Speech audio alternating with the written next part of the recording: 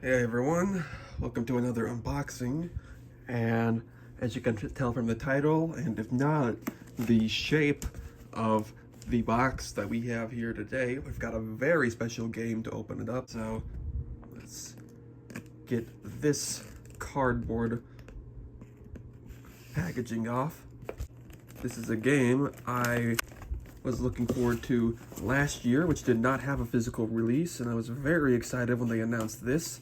Now we can see what it is for the first time. Look at that. Baldur's Gate 3 on PlayStation 5 at long last. This took a long time to actually arrive. So as you know, Baldur's Gate 3 was extremely popular last year in 2023, won Game of the Year and everything. But one thing that was kind of really sore for me, and this also happened with another great game from last year, that being Alan Wake 2, is that it was digital only, even on PS5 and Xbox, you know, the consoles. It was still a digital only game for $70. That was very frustrating to see a game so popular and so just universally revered be digital only. It just really did not seem right, especially for a studio like Larian, who are not a small indie company. They are huge. You know, they publish the game themselves. They got like 400 employees, and so it was really just sucked that this game was digital only for the longest time. But then, you know, around the time of the Game Awards, they did announce that they would be releasing the game physically in this special collector's edition, which was sort of like a midpoint between the standard version and the original collector's edition, which launched with a digital code, which had a lot more stuff to it. But this is sort of just like a middle ground, which comes with, you know, what we really wanted, which was the game on disc.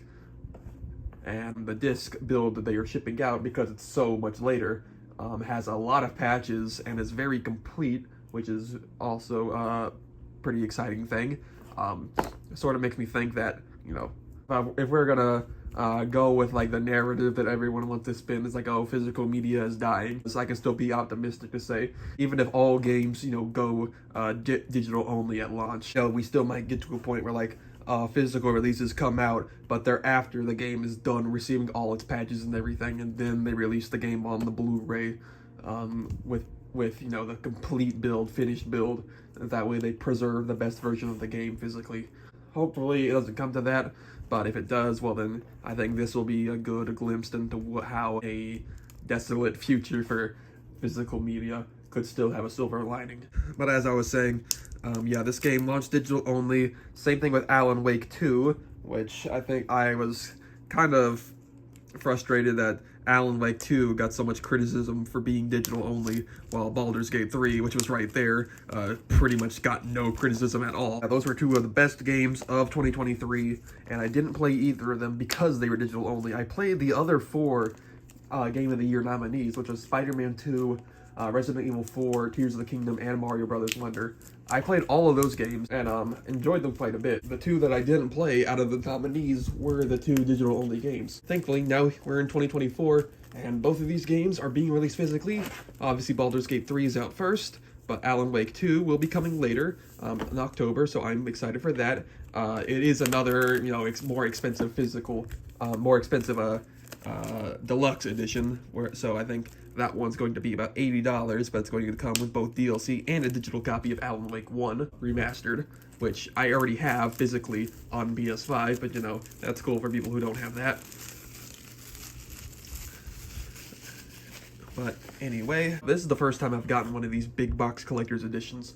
I've had the steelbook version of SMT5 Vengeance, but as for getting a big box collector's edition like this is the first of hopefully many. Next one I'm hoping to get is Metaphor ReFantazio, and if I am able to secure that, you know, I will be opening that up on this channel. But I think that's enough of that. Now we can actually open this up and see what's inside. Obviously, this is a lot bigger than the actual PS5 game case that's going to be inside. So that just slides out, this PS5 header. And so I'm guessing that this is what it looks like on both PS5 and Xbox, which I'm looking closer at it now. It looks amazing. This is cool as hell. It's obviously meant to look like a locked book. You know, we got a lock right there. That is just really cool. I don't know if you can really tell from on camera, but like this is like gold sheen. It's like a very high quality print and everything. I'm very impressed by this. Wow. I am super cool to actually own this now. Even like the edge of like the tape there has like some spikes to it. That's really cool. Oh, it's because it's like a mimic. Those are its teeth. That's awesome. At least I think that's what it's be. I could be wrong. I never played this game, so pretty much everything we're about to see is going to be completely new to me, which is both exciting and also a bit awkward.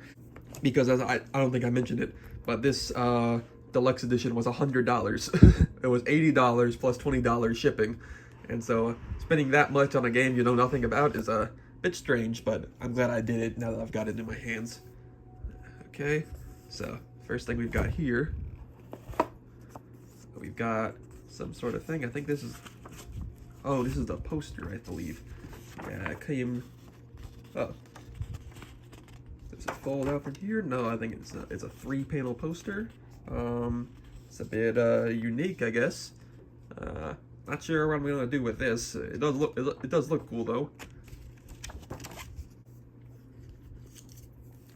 Okay, this says QC8. I don't know what that means. Maybe that's the number of this specific one. Another thing in here, Baldur's Gate 3. This is the big poster that came with it. And yes, it is indeed. It's got like the Mind Flayer in gold at the top. Another one off to the side. It's gonna be pretty hard to show all of the frame. So if you want to see more about this, then you probably have to look this up online. But I can tell you that it looks pretty cool. I'm probably gonna want to get this framed or somehow. You know, there's a lot of stuff in here. I don't want to just sit in the box like I usually do with a lot of the goodies that come with physical editions. Put this to the side with this. Okay, these are some sticker sheets, I believe, or quite a lot of them. Yeah, this is a lot more. I think in like the promotional image, it just showed all these stickers on like a rock or something, and so yeah, I did not know there were going to be this many. I'm not sure what I'm going to do with all these, but I'm sure I can put them on like my water bottle or something. We've now come to the main event, the game itself. Baldur's Gate 3 on PlayStation 5 physically, and it is great to be here. All right, it says gather your party, and that's it. That's all it says on the back. No filler text or anything. They know that if you're buying this edition for $100, you know what you're getting yourself into, or at least you should. I don't really, but yeah, I think anyone who wants to get this doesn't need to be sold by any text on the back, except for that text right there, 2 discs. Now that is something special to include on the packaging. Also, the mature rating for intense violence, blood and gore, strong sexual content, nudity, and strong language. And fun fact about that, this game is actually one of the games that pushes the M rating to its absolute limit, to the point where on Xbox, sharing footage of this game on the console you play it on could lead to you getting in trouble with moderation, because that's how explicit this game is, which is something that kind of fascinates me, how some games just take an M rating so much further than others. You know, you'll see some games like Persona, which only get an M rating because, they got Mara in the game, or because it says fuck, whereas then you got games like this where it's like everything about this game just screams M, and I think that's cool. You got the characters. I don't know all of them. I know that's Asterion. I think that's Gale. I don't know anyone else. I think maybe that's Karlach. I could be wrong. I am excited to find out who all these characters are, because I know a lot of my friends speak very highly and very lowly about some of them. So that's going to be exciting. I am going to open this up out of its plastic wrap in a second. But first, I'm going to get to the other thing that's still in the box.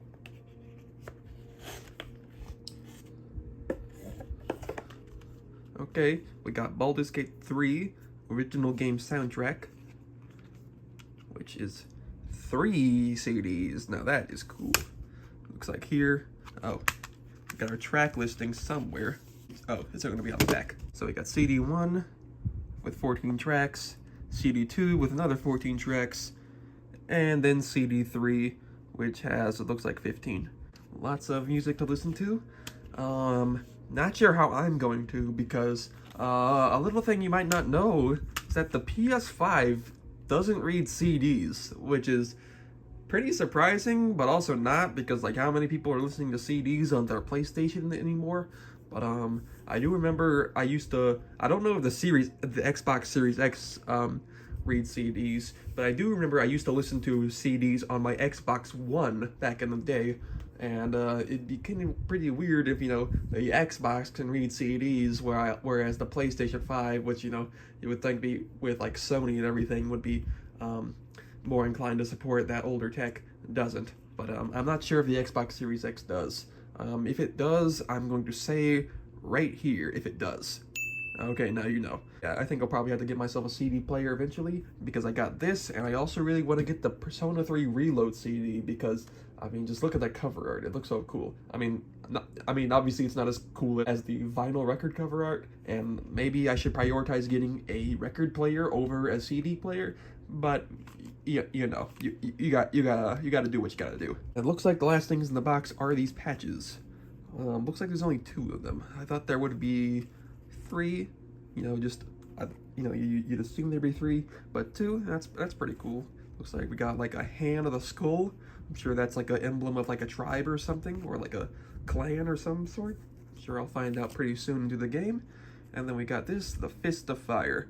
Yeah, it's good. I'm excited to learn more about that.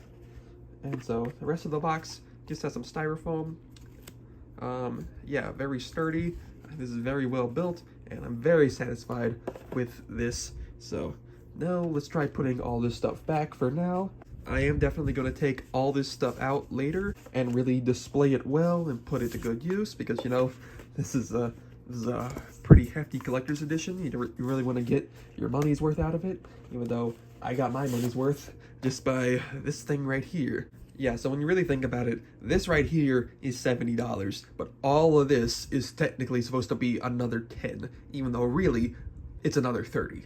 But yeah, either case, I think it's worth it. Now real quick, let me clear all this stuff out so that we can open our main event.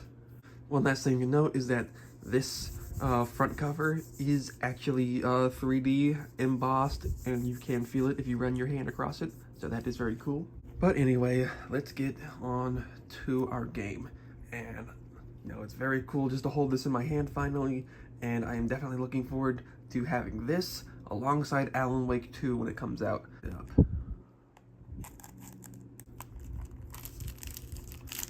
I am being overly careful with opening this. You know, you don't really need to be that careful with PS5 games, because, you know, the case is all you're really touching. And so, like, even if you know, go super hard and you just rough up the case, you know, you can always just replace it with another one. Here we got, and it's probably going to be more inside the case. And, well, looks like I was wrong for once. I mean, there is more. What's important is inside the case, that of course being our 2 Ultra HD Blu-rays. And so we got here, we've got our data disc, which you put in first, and this is going to install the majority of the data. And then you got our play disc, which is what you put in every time you want to play the game. And that is kind of all you really need when it comes to this. You can see we got a variety of logos. We got Wizards of the Coast, Larian, Dungeons and Dragons, and that's very cool. Looks like there is some inside art. You can see that. Looks like a landscape of a battle. Let's see if you can peek in there. Looks like we got more characters. I know that's the Dragonborn, I think is his name, or, you know, it's one of the protagonists you can pick, who's like a half dragon, and I think I'm gonna go with him, because I did start looking up information about this game like a week before this was set to arrive, and I was looking up like the character customization, and I was surprised to learn that like like this game has like a lot of character customization you can pick, as in like your background and like your race and your you know, your special abilities and everything. But it looks like there's not any like character sliders or like you can adjust what your face looks like, which is kind of perplexing that it's gonna have, that this is gonna be like a RPG with like so much customization and choice, but you can't choose what you look like, which is a little disappointing if that's true. I'm going to play into the game later, and I will find out what the truth behind that is. But I'm not gonna let it get to me too much, because if I can't choose what I look like exactly, I am just gonna play as that Dragonborn character because he looks really cool. But anyways, I think we've taken a look at everything this special edition has to offer. It is very cool, and I am super excited to get into this game finally. I've got a lot of friends who were all over this game last year, and they were, you know, super happy when it won Game of the Year. And I've also got friends who were excited for Alan Wake 2 and who loved that game when it came out, and were also excited when it won all those Game of the Year awards. And so this is very exciting, but it's only game 1 of 2. And Alan Wake 2 is going to be the next one I am going to try to secure, and I will open that on this channel, even though, you know, it's not going to be as nearly as big as this, but it's going to be just as exciting. And so, yeah, that is our unboxing of Baldur's Gate 3, the big box collector's edition from Larian Studios. And I know this was a more talkative, lengthy unboxing than I usually do, although that's kind of the name of the game with this channel. I'm not gonna drag this out anymore, so yeah, just tell me what you think, and yeah, I'll see you next time with Alan Wake 2 or Metaphor Re Fantasio, you know, whichever comes first. Alright, see ya, bye.